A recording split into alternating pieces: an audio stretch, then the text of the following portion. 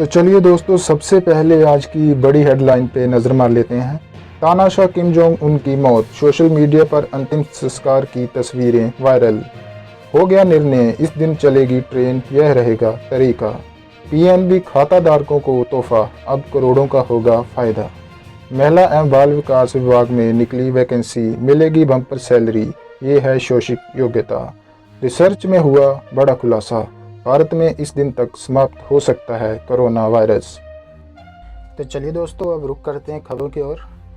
यहाँ पे चीन और जापानी मीडिया यह दावा किया जा रहा है कि उत्तर कोरिया का supreme leader Kim Jong Un मर चुका है। इसी समय ट्विटर पर एक अंतिम संस्कार की तस्वीरें जमकर वायरल हो रही है। एक्सप्रेस की रिपोर्ट के अनुसार हांगकांग समर्थित समाचार चैनल के उपाध्यक्ष, जो एक चीनी विदेश मंत्री की भतीजी होने का दावा करते हैं, ने किम जोंग उन के मृत होने की घोषणा की है। HKS TV Hong Kong satellite television के उप निदेशक शीजियान जिंगजोत कहते हैं कि बहुत ठोस स्रोत ने उन्हें किम जोंग उन की मौत की खबर दी है। शीजियान जिंगजोत ने अपने तकरीबन 15 मिलियन फॉलोअर्स को पढ़ने के लिए वेइबो नामक सोशल मीडिया ऐप पर रिपोर्ट डाली, जिसमें दावा किया गया कि किम जोंग उन मर चुका है। हालांकि एक जापानी पत्रिका की रिपोर्ट है कि दिल की सर्जरी असफल होने के बाद किम बेहद नाजुक स्थिति में हैं। वहीं अमेरिका में TMZ ने किम जोंग उन की मौत की पुष्टि की है। हालांकि इस मामले अभी तक उत्तर कोरिया से कोई आधिकारिक जानकारी सामने नहीं आई है। आपको बता दें कि किम जोंग उन आखिरी बार 11 अप्रैल को देखे गए थे, जिसके बाद से वह मीडिया के सामने नहीं आए हैं। तो अभी हम रुक करते हैं अगली खबर की ओर। देश भर में कोरोना वायरस के संक्रमण को रोकने के लिए प्रधानमंत्री नरेंद्र मोदी द्वारा लगाए गए लॉकडाउन के बाद 22 मार्च से सभी यात्री ट्रेन पैसेंजर के लिए बंद हैं।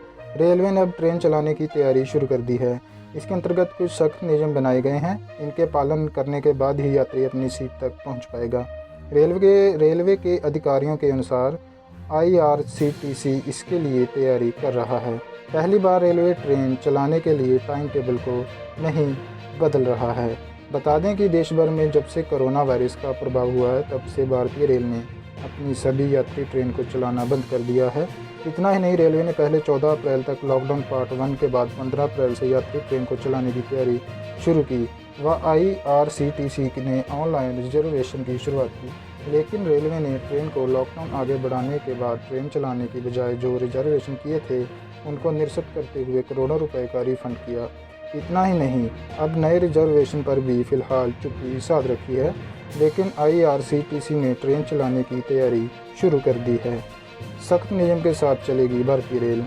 IRTC व रेलवे के अधिकारी फिलहाल इस मामले में कुछ भी कहने से साफ बचते नजर आ रहे हैं, लेकिन नाम नहीं प्रकाशन के आग्रह के साथ कहते हैं कि हमारी तैयारी ट्रेन चलाने को लेकर शुरू हो गई है। फिलहाल राजधानी शताब्दी, अगस्त क्रांति राजधानी व दुरंतो 70 के पैसेंजर ट्रेन को चलाया जाएगा। इन ट्रेन की खासियत यह है कि यह ट्रेन चुनिंदा रेलवे स्टेशन पर ठहराव करती है। इसके अलावा इन ट्रेन के चलने के दौरान पेंट्री कार को बंद रखा जाएगा, मतलब कि यात्रियों को भोजन नहीं दिया जाएगा, लेकिन पेयजल की आपूर्ति मांगने पर की जाएगी। इतना ही नहीं, यात्री को यात्रा से कम 2 घंटे पहले रेलवे स्टेशन पर आना होगा। इस प्रक्रिया से गुजरना होगा यात्री को। कम से कम 2 घंटे पूर्व यात्री को समय की व अपने साथ लाए गए लगेज की स्क्रीनिंग करवानी होगी। इतना ही नहीं, यात्री को छोड़ने के लिए आने वाले यात्री को प्लेटफॉर्म पर प्रवेश नहीं मिलेगा। इसको इस तरह से समझ सकते हैं कि मुंबई सेंट्रल से नई दिल्ली के लिए चलने वाली राजधानी ट्रेन में अगर कोई यात्री रतलाम रेलवे स्टेशन तक की यात्रा करता है, तो पहले यात्री को स्वयं के साथ लगेज की स्क्रीनिंग करवानी होगी। इसके अलावा जब यात्री प्लेटफॉर्म पर उतरेगा, तो बाहर आने से पहले यात्री को एक बार फिर से अपनी स्क्रीनिंग करवानी होगी। इतना मात्र ही नहीं, यात्री को जो लेने परिवार के सदस्य आएंगे, उनके मुंह पर मास्क व हाथ में सैनिटाइजर होना अनिवार्य किया गया है। यह ट्रेन नहीं चलेगी शुरुआत में। रेलवे के एक आला अधिकारी के अनुसार मुंबई की लोकल सबअर्बन ट्रेन दिल्ली की मेट्रो रतलाम रेल मंडल में चलने वाली डेमू व मेमू सत्र की ट्रेन को फिलहाल चलाने की योजना नहीं है। शुरुआत में रेलवे मात्र उन ट्रेन को चलाएगा जिसमें महंगे दाम के टिकट होते हैं व यात्री लंबी दूरी की यात्रा करते हैं, जैसे कि नई दिल्ली से चलने वाली राजधानी एक्सप्रेस मुंबई सेंट्रल जाने के दौरान मात्र कोटा, रतलाम, बड़ोदरा व सूरत सहित बोरेवाली स्टेशन पर ठहराव करती है। तापमान रहेगा मात्र 25 डिग्री। इतना ही नहीं, रेलवे अपने एसी डब्बे में तापमान को मेंटेन करके चलेगा। यानी कि चाहे कितनी ही गर्मी हो, ट्रेन के अंदर के डिब्बों का तापमान को मात्र 25 डिग्री ही रखा जाएगा। जब लॉकडाउन लागू नहीं हुआ था तब भी इस बारे में निर्णय लिया गया था, तो बस एसी डब्बों का तापमान को 25 डिग्री ही किया गया था। अब एक बार फिर से इसी प्रकार के टेम्परेचर के साथ ट्रेन को चलाए जाने की योजना पर मंथन चल रहा है। रेलवे के अनुसार ट्रेन को नया टाइम टेबल की बजाय पूर्व के टाइम टेबल के अनुसार चलाया जाएगा। 1 जुलाई को नहीं बदलेगा टाइम टेबल। बता दें कि भारतीय रेल प्रतिवर्ष 1 जुलाई को नया टाइम टेबल लागू करता है। इस बार प्रतिक्रिया नहीं होगी। इसकी वजह यह है कि जुलाई में बदले जाने वाले टाइम टेबल के लिए जनवरी-फरवरी माह से मंडल से लेकर पश्चिम रेलवे और रेलवे बोर्ड में वरिष्ठ अधिकारियों की बैठक शुरू हो जाती है। इस बार इस प्रकार की एक भी बैठक अब तक नहीं हुई है, इसलिए इस बार सभी ट्रेन को पूर्व के टाइम टेबल के साथ ही चलाया जाएगा। वरिष्ठ अधिकारियों के अनुसार रेलवे ने 21 जून तक निरस्त की गई सभी ट्रेन का रिफंड देने की बात की है।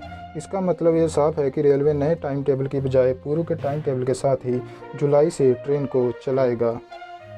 तो अब बढ़ते हैं अगली खबर की तरफ। देश भर में 3 मई तक लॉकडाउन लगाया गया है, लेकिन संक्रमण के बढ़ते मामलों को देखते हुए ऐसा लग रहा है कि स्थितियां इतनी जल्दी काबू में नहीं आने वाली हैं। हालातों को देखते हुए बैंकों ने यह तय किया है कि बैंकों की ब्रांच में भीड़ कम रखने की कोशिश की जाएगी। सोशल डिस्टेंसिंग का भरपूर पालन किया जाए। बैंक ने ग्राहकों को खास तोहफा दिया। यह कारण है कि ग्राहकों को बैंकों द्वारा डिजिटल सुविधा यानी डिजिटल बैंकिंग के लिए जोर दिया जा रहा है। ऐसे हालातों में देश के दूसरे बड़े सरकारी पंजाब नेशनल बैंक ने ग्राहकों को खास तोहफा दिया है। पंजाब नेशनल बैंक ने इंटरनेट बैंकिंग और मोबाइल बैंकिंग ऐप के जरिए किए जाने वाले ट्रांजैक्शन पर IMPS चार्ज को ख़त्म कर दिया है। बता दें कि बैंक ने ट्वीट करके ये जानकारी दी है। बड़ा फ़ायदा है ये। बैंकों द्वारा बदलाव तत्काल प्रभाव से लागू हो चुका है। वही IMPS यानी इमीडिएट पेमेंट सर्विस के जरिए तुरंत फंड ट्रांसफ़र होता है। बैंकों की तरफ से इस सर्विस के लिए 2 से 10 रुपये तक के चार्ज की वसूली की जाती है। IMPS से फ़ंड ट्रांसफ़र का सबसे बड़ा फ़ायदा ये है कि आप हर दिन 24 घंटे में कभी भी इसका इस्तेमाल कर सकते हैं। तो चलिए अब बढ़ते हैं अगली खबर की तरफ। WCD दिल्ली रिक्वायरमेंट 2020 सरकारी नौकरी की चाहत रखने वालों के लिए ये शानदार मौका है। दरअसल दिल्ली गवर्नमेंट की महिला और बाल विकास विभाग WCD ने विभिन्न पदों पर भर्ती के लिए आवेदन मांगे हैं। जिला परियोजना सहायक, जिला समन्वयकर्ता, ब्लॉक परियोजना सहायक, कार्यालय संदेशवाहक, चपरासी, सचिवालय सहायक, DO, परियोजना असिस्टेंट और लेखपाल समेत अन्य पदों पर भर्ती के लिए आवेदन मांगे हैं। आवेदन प्रक्रिया शुरू हो चुकी है। इच्छुक एवं योग्य उम्मीदवार विभाग की आधिकारिक वेबसाइट पर विजिट कर आवेदन कर सकते हैं। आवेदन करने की आखिरी तारीख 11 मई 2020 है। संस्था का नाम महिला और बाल विकास विभाग WCD। पद नाम जिला परियोजना सहायक, जिला समन्वयकर्ता, ब्लॉक परियोजना सहायक, कार्यालय संदेशवाहक, चपरासी, सचिवालय सहायक, DO, परियोजना असिस्टेंट और लेखपाल, परामर्शदाता, आयोजन, मॉनिटरिंग, मूल्यांकन, परामर्शदाता, स्वास्थ्य पोषण परामर्शदाता, क्षमतार्थ निर्णय एवं BCC। शुष्क योग्यता, सभी पदों के लिए शुष्क योग्यता अलग अलग है। एक कार्यालय संदेशवाहक चपरासी के पदों के लिए आवेदन करने वाले उम्मीदवार ने किसी मान्यता प्राप्त बोर्ड, संस्थान, विश्वविद्यालय से किसी भी विषय से में 10वीं की परीक्षा पास की हो। नंबर 2 पर वही कंसल्टेंट हेल्थ एंड न्यूट्रिशन के पद के लिए आवेदन करने के लिए उम्मीदवार के पास संबंधित विषय में पोस्ट ग्रेजुएशन की डिग्री का होना आवश्यक है। साथ ही डेवलपमेंट कम्युनिटी मेडिसिन में 55% अंकों के साथ डिग्री भी ज़रूरी है। नंबर 3 पर consultant capacity and building BCC पद के लिए आवेदन कर रहे उम्मीदवार के पास सोशल साइंस, हेल्थ, कम्युनिकेशन में पोस्ट ग्रेजुएशन की डिग्री का होना आवश्यक है। Block coordinator, block project assistant के लिए ग्रेजुएट होना आवश्यक है। नोट: अन्य सभी पदों की शैक्षिक योग्यता के लिए विभाग द्वारा जारी नोटिफिकेशन देखें। ये आपके सामने हम आपको नोटिफिकेशन दिखा रहे हैं, आप इसको अच्छे से देख सकते हैं वीडियो को पॉज करके। आयु सीमा, सभी पदों पर आवेदन करने के लिए आयु सीमा भी अलग अलग है। जिला परियोजना सहायक और जिला समन्वयकर्ता, ब्लॉक समन्वयकर्ता, ब्लॉक परियोजना सहायक के पदों के लिए उम्मीदवार की आयु 35 साल से अधिक नहीं होनी चाहिए। वहीं कार्यालय संदेशवाहक चपरासी के पदों के लिए आवेदन करने के लिए उम्मीदवार की अधिकतम आयु 27 साल होनी चाहिए। 146 सहायक पीओ के लिए उम्मीदवार की आयु 28 साल होनी चाहिए। वहीं परियोजना एसोसिएट के पदों के लिए उम्मीदवार की आयु 35 साल होनी चाहिए।